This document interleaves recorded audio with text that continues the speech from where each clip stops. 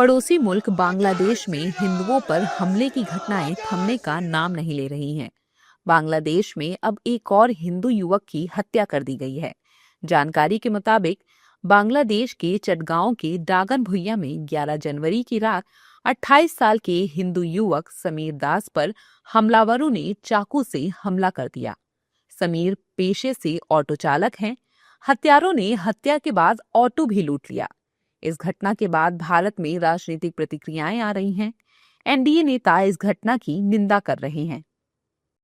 बांग्लादेश में बहुत ही चिंताजनक विषय है। लगातार भारत सरकार उसके ऊपर नजर रखी हुई है, लेकिन जिस प्रकार से अल्पसंख्यकों का वहां पर दोहन, कत्लेआम, जला करके मारना, ये पूरे हम सब के लिए बहुत चिंता का विषय है।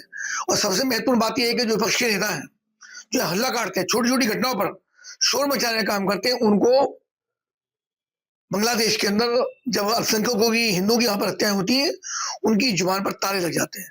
जिन लोग तुष्टिकरण की बात करते हैं, बॉम्ब लिंचिंग की बात करें, छोटी छोटी घटनाओं को बॉम्ब लिंचिंग बताते हैं, वहाँ इस प्रकार की घटनाएं होती है। चाहे अखिलेश यादव हो, चाहे अन्य पार्टी के सब नेता हो, विपक्षी नेता हो, उनकी जुबान पर ताले लग जाते हैं, जो बहुत निंदनीय भी और शर्मनाक। लगातार वहाँ पर हिंदुओं को टारगेट किया जा रहा है। मुझे कश्मीर की जो शुरू में स्थिति थी, पलायन से पहले, वैसी स्थिति दिखती है।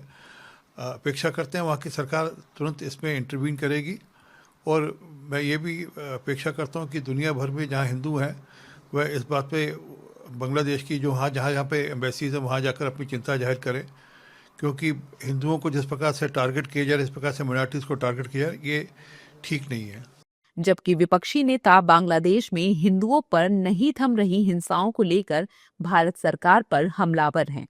केवल उसको बंगाल चुनाव से जोड़ के और इस इशू को समाप्त करना चाहते हैं कि पोलराइजेशन हो जाए बंगाल में, तो ये तो चलेगा नहीं। Look, we are emotionally and politically invested in Bangladesh. After all, it was India which walked the extra mile in order to alleviate the sufferings of the people of then East Pakistan and created Bangladesh. So therefore, that's not a history which has been forgotten by the people of Bangladesh.